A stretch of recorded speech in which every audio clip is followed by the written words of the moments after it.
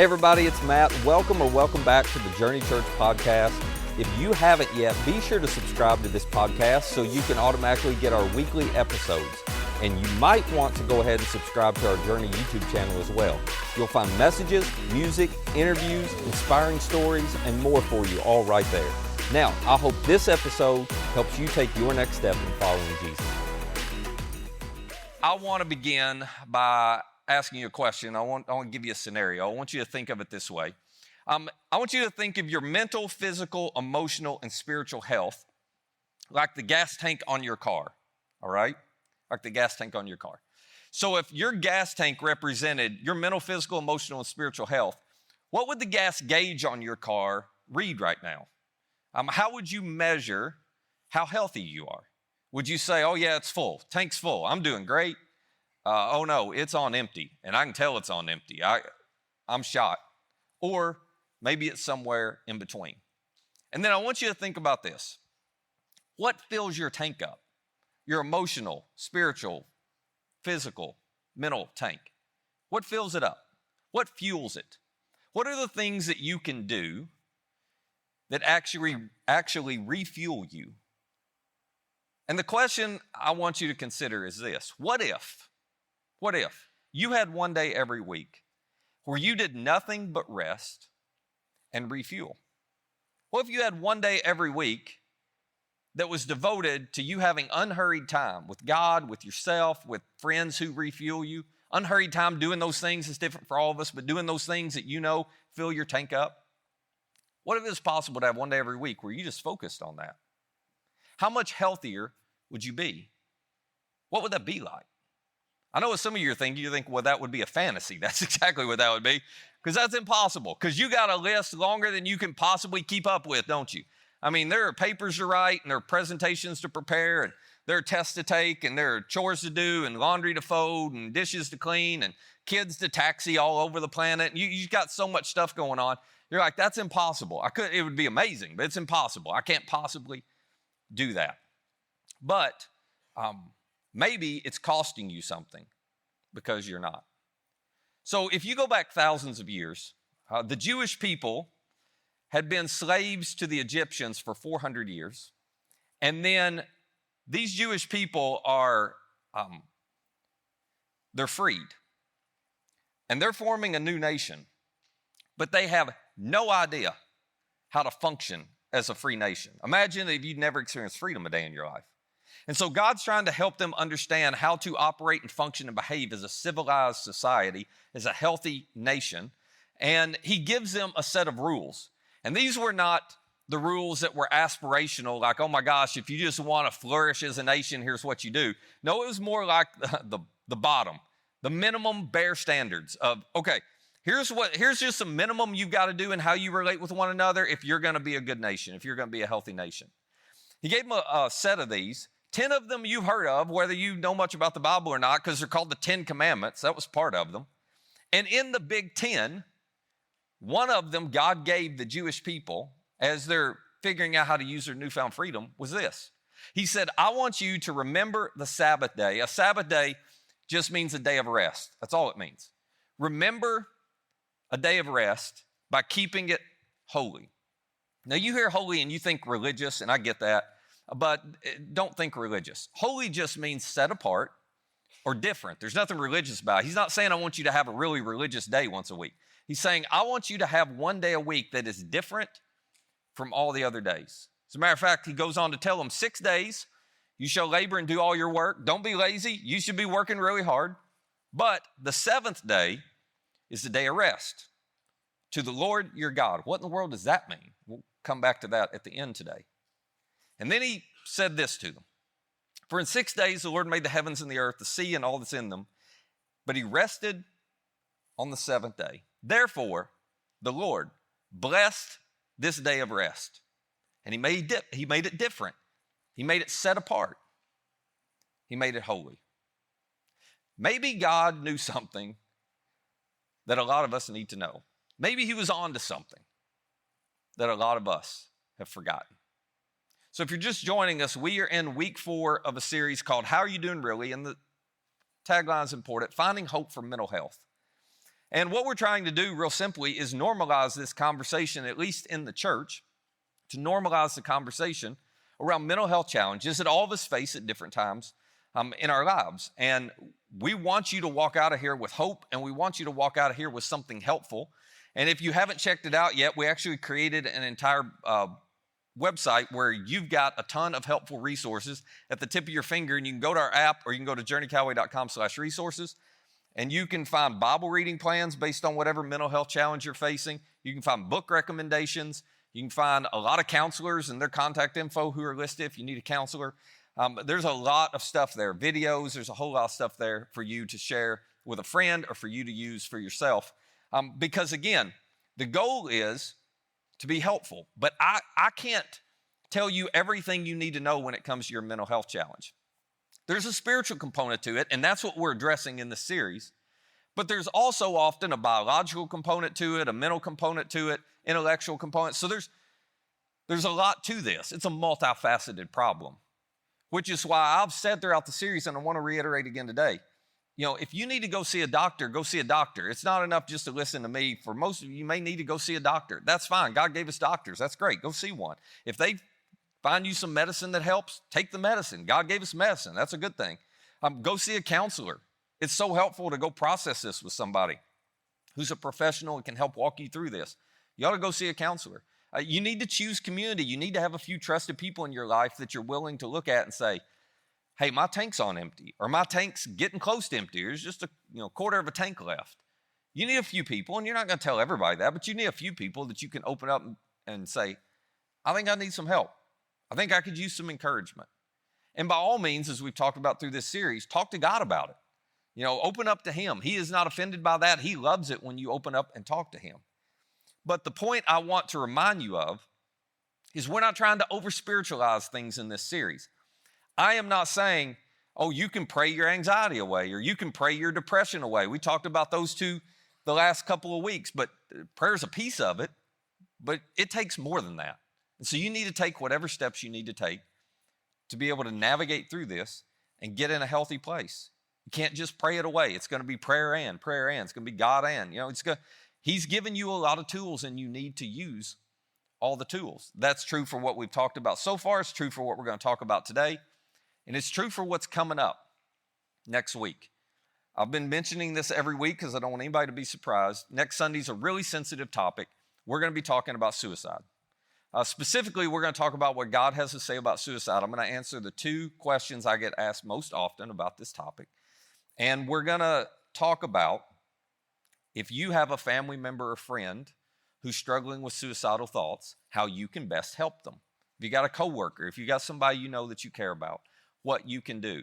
I've been very fortunate to have some excellent mental health professionals in our church who've helped me with the content for this entire series, and they certainly have leaned in and been extremely helpful with this topic. So based on what they've told me, I'm going to walk you through some of that stuff of what you can do to be helpful. And then we're going to wrap the series up on Mother's Day on a high note, because we're going to talk about what this looks like for families and how you can not only navigate and protect and improve your own mental health, but how you can help your family do it and how you can be watching for symptoms or signs that'll let you know when somebody's struggling. And that's going to be a conversation. My wife is going to interview one of the mental health professionals in our church who's a school guidance counselor in one of our school systems.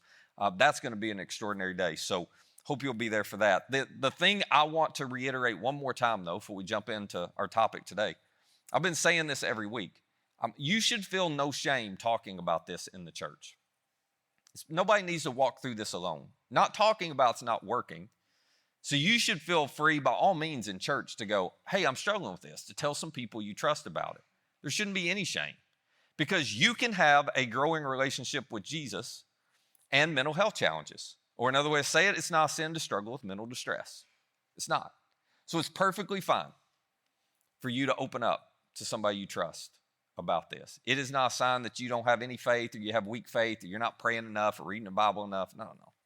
There's a lot more to it than that. So you shouldn't feel awkward about talking about it all, including the topic we're going to talk about today. And of all the topics that we've discussed, this mental health challenge applies to more of us than any other.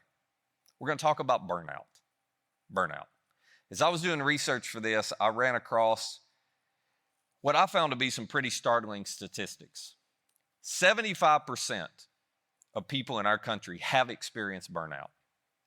That means 3 out of 4 of us have experienced it, gone through a season of it, or we're currently in a season of it. This came out, this isn't like old data. This came out in a report issued in 2022. There was another report in 2022 by Ohio State University that shared this. 66% of working parents in the U.S. suffer from parental burnout. Well, I thought I might get some amens for the first time ever in our church right here on this one. You're like, you better believe it.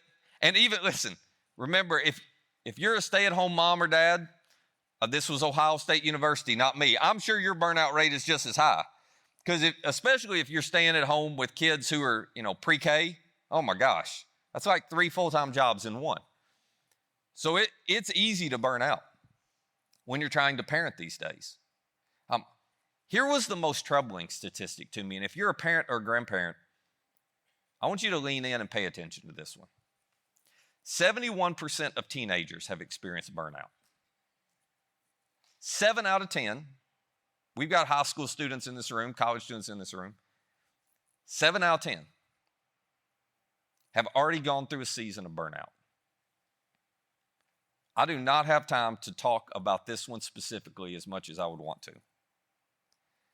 But if you're a parent or a grandparent, I want you to pay attention and start connecting some dots.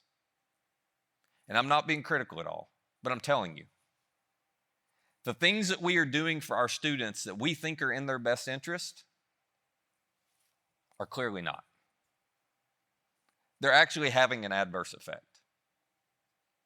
That is unreal that 7 out of 10 teenagers are experiencing burnout. I can promise those of you over 30, ain't a one of you had burnout when you were a teenager.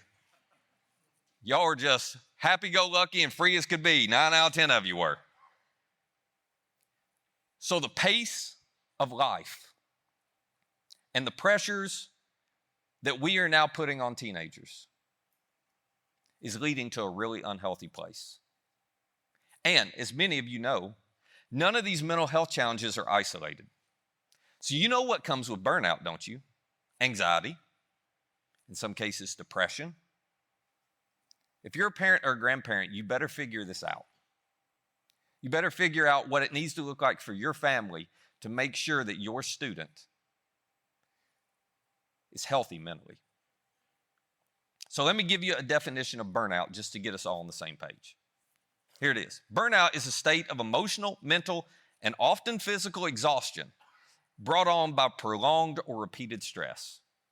And there are a lot of contributing factors to this prolonged or repeated stress, but there are 2 key ones that I want to put into 2 different buckets, okay? Burnout is often caused by the pressures you're experiencing in life over an extended period of time.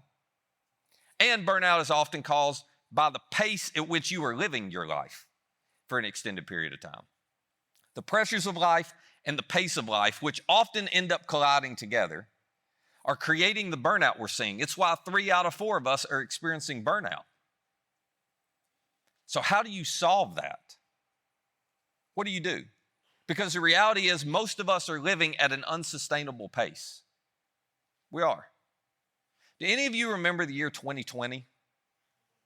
Oh, you do, huh? 1 or 2 interesting things happened that year. Listen, for all the negatives that, we experienced with COVID, the one positive I heard over and over again from you? When everything was shut down and all of us had to slow down, you absolutely loved the slower pace. We all loved the time with family. We all loved being unhurried. And the thing I heard over and over again was, oh my gosh, I hope we learn from this and we're different when we come out of COVID. And then the world opened back up and we are different. We're actually worse post-COVID than we were pre-COVID when it comes to our pace of life. We have hurried up our pace and filled our schedules to the point that we are living at an unsustainable pace, even worse than 2019. We did not learn. That's why a study from 2 years ago is telling us, oh, the rate of burnout just keeps increasing dramatically. It's now 3 out of 4 people. Because we haven't figured this out yet. So what's the solution? I can't give you the entire answer this morning, but I want to show you a piece of it. And to help you discover it, I want to take you all the way back thousands of years to 864 BC. In 864 BC, there was a prophet, someone who's a messenger of God, in the nation of Israel, who is really well known. Some of you will have heard of him. His name was Elijah. Elijah was at the center of the cultural and political news of his day, because also in the land at that time, the nation of Israel was ruled by a man named Ahab. Some of you have heard of him. Some of you have heard of his wife, Jezebel. Elijah was 30 years old, and he was at odds with Ahab and Jezebel. And the reason he was at odds was this.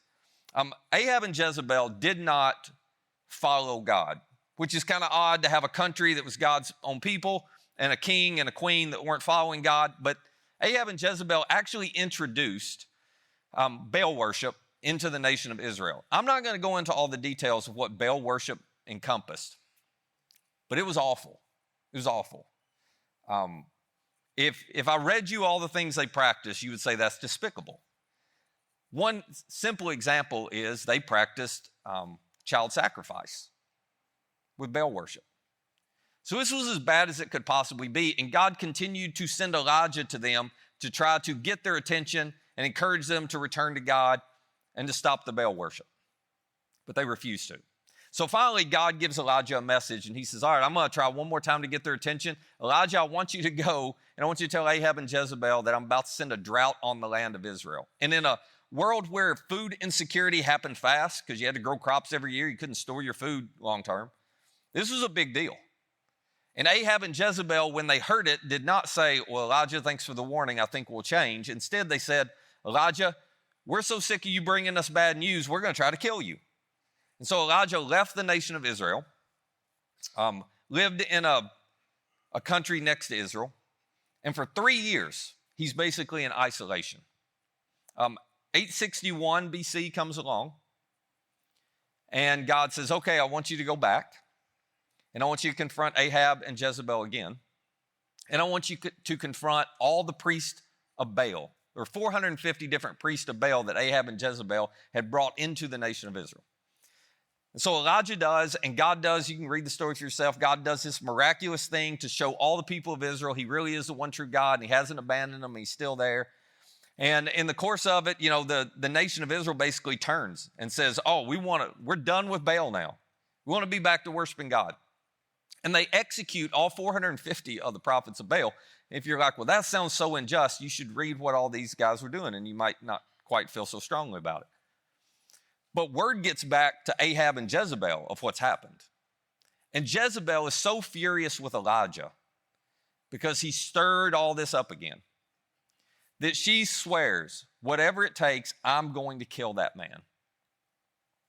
And Elijah hears, and you would think, after all the things God had done in this big miraculous moment, the nation of Israel turned back to God, you would think Elijah would be so emboldened, he'd be like, I'm not scared of you.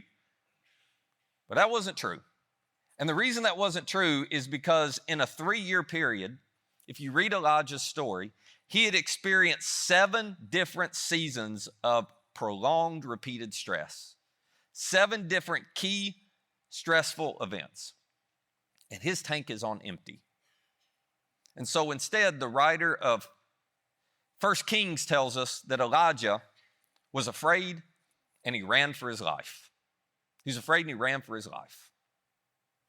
Because fatigue makes cowards of us all, doesn't it? When you're exhausted, you can't make wise decisions as well. You don't have the courage that you would normally have. And so here's where he ran.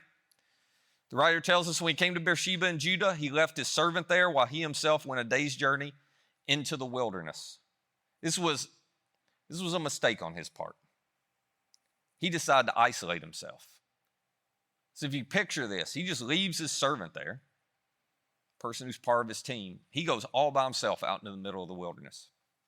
Listen, our natural inclination whenever we're overwhelmed or burned out is to isolate ourselves. It's one of the worst things you can do. I watch this happen all the time around here, and please hear me, this is not a criticism at all. But when people get overwhelmed with life, they often will reach out to us and be like, hey, I need to take a break from serving, or hey, I'm not going to be around for a little bit. And we totally understand that. We're not being judgmental or critical at all. But I also know it's the worst thing they can do, because you can Google this for yourself. But all the recent research shows that one of the best things you can do for your mental health is to be actively involved in a church. It doesn't even matter if you believe what the church believes, but to be actively involved in the church, to be serving and investing your life into helping somebody else, because that is the stuff that fills your tank up. You don't need to be isolated. You don't need to walk through it alone. But it's natural for us to isolate ourselves, and that's what Elijah does. The writer tells us that he came to a broom bush. He sat down under it, and he prayed that he might die. Now, let me read you his prayer. I'm so glad they recorded this. Here it was. I've had enough, Lord. Take my life. I'm no better than my ancestors. You should take two things away from this prayer. One, you haven't prayed a prayer that honest yet, so you got some room to go, okay? And number two, aren't you glad that God knows which prayers of ours not to answer? But this is how frustrated Elijah is. I've had enough.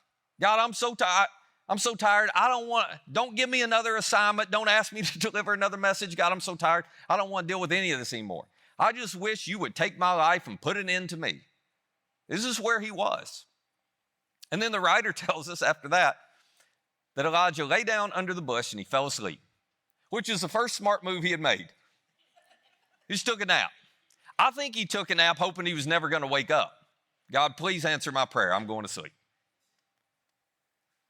But he slept. We don't know how long, but you can assume he slept for quite a while. And then something unique happened. The writer says, all at once, an angel touched him and said, get up and eat. You've been sleeping. Now you need a little bit of food. Now, real quick, ladies, you read this differently than most of us men. You go, yep, I have been woken up from a nap only to say, what's for dinner? And been so frustrated. Somebody just experienced that this weekend. It's obvious. So I get this. This could be frustrating if you're like, I'm trying to rest and now I got to cook, you know? Maybe you don't have to do all the cooking. In our house, my wife does all the cooking because the best thing I make is a peanut butter and jelly sandwich. And they don't seem to want that every time. I don't understand why. So if she woke up from a nap and somebody told her dinner's on the table, she would assume God had intervened. She would not assume it was me. I can promise you. And God had intervened for Elijah. Look at what happened. Elijah looked around, and there by his head was some bread baked over hot coals and a jar of water. God already had a meal ready for him. He ate and drank, and he lay down again and took another nap. This is sounding better and better to some of you, isn't it? Then, the writer says, the angel of the Lord came back a second time and touched him and said, get up and eat again, for the journey is too much for you. If you're experiencing a season of burnout, you know what you can do immediately, what you must do immediately? This is what I love about what God did for Elijah. He encouraged Elijah just to do the basics. He encouraged Elijah, would you get some sleep and would you just eat? Take care of yourself for a minute. Let's start refueling your physical tank at least. Get some sleep and eat. For some of you, you got to start here. The problem is getting some sleep, taking a few naps, and eating does not solve this problem long term. It wasn't going to solve Elijah's problem long term. As a matter of fact, if you read the rest of Elijah's story, God does some other things with Elijah to help solve this problem long term for him. Let me tell you what will solve it long term. You're not going to like this. There is no magic pill. The only cure for an unsustainable pace is a slower one. If you're going to stay out of burnout, you have to learn how to control your calendar. You have to be willing to slow down. This is not what any of us want to hear, is it? This is what you got to do. It's the only cure. Or you'll end up right back where you were before. You got to change your pace of life. We are asking our bodies to live at a pace we are not built to live at. You can't stay in an unsustainable pace and be healthy. Now, I know you're thinking, I don't know how to do that, Matt. So I'm going to help you, okay? I'm going to give you one sentence that will help you slow your pace down. Are you ready? No. You're like, that's not a sentence. Yes, it is. There's a period at the end. I know there's no subject and verb for you English teachers, but it's a sentence. You don't have to say no because, no, let me explain, no, I'm so sorry. You can just say no. You can just say no. Most of us in this room have a hard time saying no. Now, this no comes with a caveat. Here's the caveat. Your no needs to be informed by God's priorities and values for you. Here's why I say that. If you don't know what these are, you need to figure out what these are. But I watch people get overwhelmed, and then they say no to the things that are actually it's going to cost them in the long term. They say no to the things that would make them healthiest in the long run. They say no to the things that are going to matter most 5 to 10 years from now because they're saying yes to the urgent things that are right here and right now but won't matter in 5 years. You need to learn how to say no to the right things so you can say yes to the best things. Yes to the things that are really going to matter. And parents, real quick, you need to model this for your kids because what you are currently modeling is a pace of life that's going to wreck them just like it's wrecking you. You don't need to give control of your calendar to anybody else because nobody else has your family's best interest at heart. And by giving control of your calendar, I'm talking about you don't let any coach, any organization, you don't let anybody else turn your family pace into something that is unsustainable. You say no. Because you're playing the long game. Not, oh my gosh, my kid's on a T-ball traveling team at 5 years old. If you're in that, I wasn't being critical. Go ahead. But you get the point. You got to think long term. Not what's right now. You got to model this. So here's what I want to challenge you to do. I want to challenge you just for 4 weeks. I don't even know if I can get you to do it for 4, but I'm going to try. I want to challenge you for 4 weeks to pick one day a week where you say no to everything except rest and what refuels your tank. In other words, practice, just try a day of rest once a week where you have unhurried time with God, unhurried time with yourself, unhurried time with the people you love and care about that refuel you. Once a week for 4 weeks, give it a shot. Now, that request alone is creating immense anxiety in some of you. Because you're like, you don't know what else is going on. I can't possibly. Okay, last thing we'll close. We're getting ready to end with a song. And the reason we're ending with the song is this. What you do not realize when you feel unable to take a day of rest, whether it's Sunday or, if you need another day, but I can't do Sundays. Y'all got me working. You should feel bad. So I pick a Friday or Saturday, okay? But when you have one day of rest and you're like, I can't do that, I got too much. You are showing your lack of trust in your Heavenly Father. You don't feel like you can take a day off because you think the world's going to stop spinning if you don't get all your stuff done. You need to trust He's in control. You don't have to be. You can shut off the phone. You can walk away. You can take a day where you just refuel. It's really a trust issue. Do you think your Heavenly Father will take care of you? You work hard as you want to work 6 days, but do you think your Heavenly Father won't take care of you if you take a day off? You want your physical, mental, emotional, spiritual health, your tank to be full. You got to have a pace where you fill it up every single week. So In a moment, we're going to sing one final song that's going to give all of us a chance to use this song as a prayer to say, God, I'm going to trust you. I'm going to trust you to believe that you're enough. I'm going to trust you to believe that the world won't stop spinning if I take a day off. I'm going to trust you to handle what I don't have time to handle. I want to invite you to try it. Whether you're a follower of Jesus or not, I want to invite you to try it. Because you don't want to end up in burnout. You want to end up healthy for you and for the people around you. Let me pray for us. Father, a lot easier to talk about than it is to do when it comes to this. So God, would you give us enough courage, because that's really what it takes, enough courage to say, all right, I'm going to slow down. Give us wisdom to know what to say no to and what to say yes to.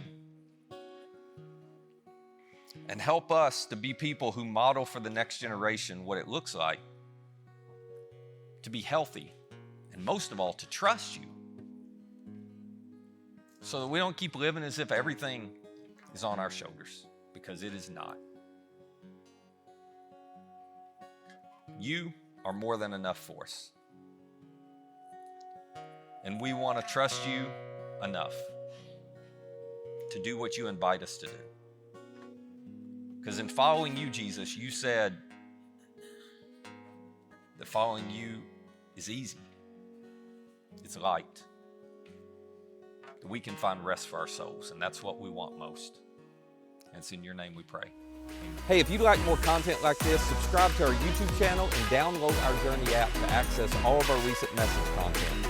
And our app is the easiest way to share this content with a friend. For more information on our church, or to find our app or our YouTube channel, just visit journeycalway.com. That's journeycalway.com. Thanks for listening.